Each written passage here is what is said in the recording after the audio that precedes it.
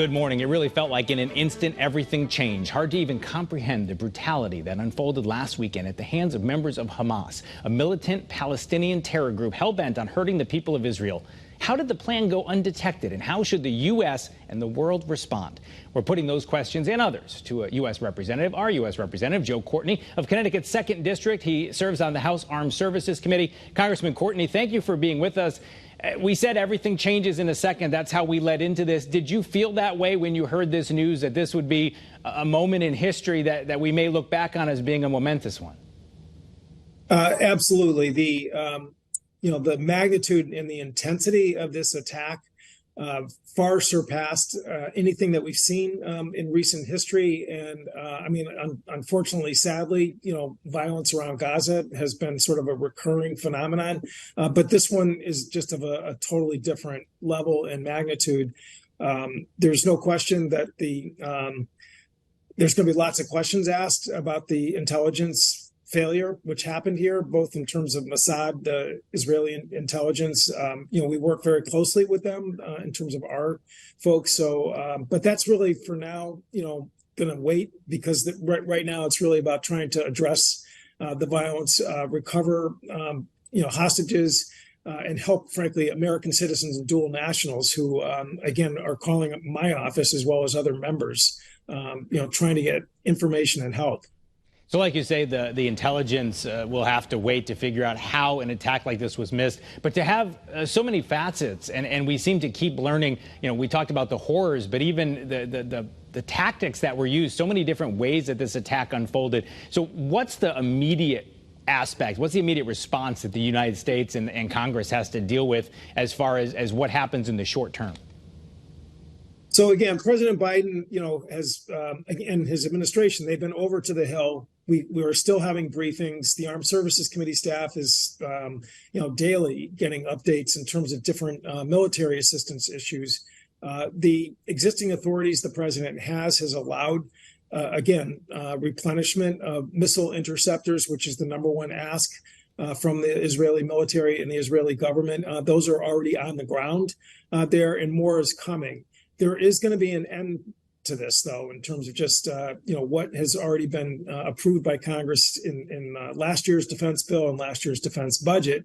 And that's really where, all of us have to be ready to make sure that a great ally gets all the help that they need.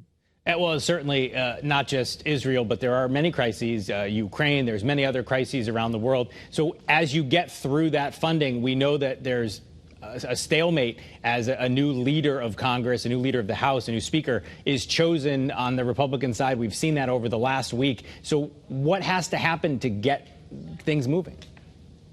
In the simplest terms, we can't have any floor business in the House until there's a speaker. Again, committees are still meeting. Staff is still, doing their great work. We can fashion a bill, between the Armed Services Committee and the House Foreign Affairs Committee. But at the end of the day, it requires a floor vote. And that's really where, certainly folks like myself, would really like to see a different approach than what we've had over the last 9 months, which is really to try and create a bipartisan path forward. That's how we kept the government open. That's how we avoided default. That's how we pass our defense bills. That's really got to be, I think, the change that is going to be necessary to have a functioning House. Well, let's talk about that. I saw you use slightly different words in interviews, said bipartisan collaboration. And I thought, that sounds great, Congressman Courtney, but is that even possible in today's climate? Is that an attainable goal, that maybe there would be common ground where things like the next potential government shutdown? TikTok, we're running towards that next deadline again after just averting it so recently. So is something like bipartisan collaboration even possible? Absolutely. So again, if you look last May, when we came within hours of defaulting on the full faith and credit of this government, it was a bipartisan vote that actually avoided that calamity. And it was first a bipartisan vote on the rule. Myself and 50 other House members crossed party lines to allow Kevin McCarthy to bring his bill to the floor. That's very unusual to have a minority party vote for a majority party rule. And then we went on to pass the bill itself with a bipartisan majority. Same thing with the shutdown. There was 209 Democratic votes, and there was roughly about 120 or so Republican votes. That is clearly how the basic work of government has gotten done in this Congress. And to me, it is blindingly obvious that that's sort of the strategy, the tactics that we need to move forward. I know there's Republicans who agree with that, but in terms of just how we get, past all the sort of Groundhog Day repetition of partisanship to really come up with a working system is really, what's necessary and what's needed. What do you hear from constituents? Because, I heard a story just this morning about how much time is left until the next potential shutdown. And I follow this news professionally. It's my job to be up on this. And even when I heard the headline, I thought, my gosh, we just did this.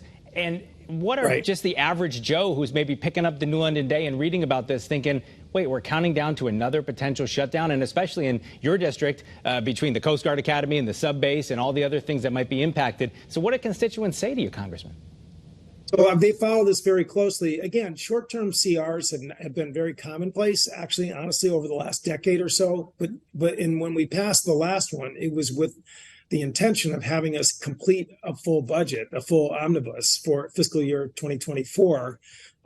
Unfortunately, the ink was barely dry on the CR when we found ourselves back into another sort of process impasse in the House. I mean, one thing that I think we should also remind ourselves that we have another chamber here, and the Senate has made good progress on bipartisan spending bills with lower caps on spending as part of the May agreement. Hopefully they're going to get their process really engaged and moved so it's poised and ready for final completion in the House. I want to ask you a question from a Politico quote, and I don't intend this to be a chance to bash the other party, which I don't think you would do anyway, but Politico quoted a GOP aide as saying the Republicans in the House are rudderless and leaderless. And I only ask you that because if you're going to negotiate something, you have to negotiate with someone. Do you get that feeling that it's hard to even know who might be calling the shots on the other side of the aisle? I mean, there's no question.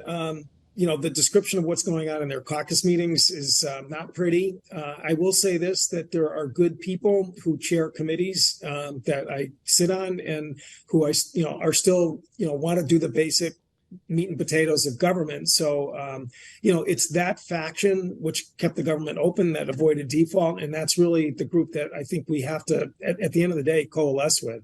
Only about 30 seconds left, but of course, we talked about things like aid to Israel, continuing aid to Ukraine, military aid. But there's also things I know you talked about last time you were on this show, talking about dealing with student loan interest, something that certainly people in your district, that's something that really affects their pocketbook. So is it frustrating that there's so much fighting that nothing is getting done, or is there some message you can give to your constituents?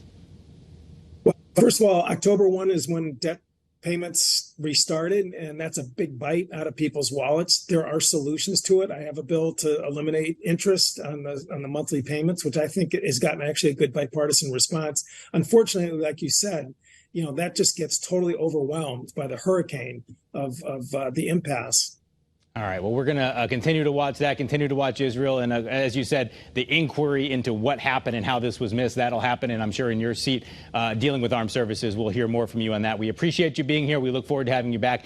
Congressman Joe Courtney, thanks for being with us. Great. Thanks, Eric.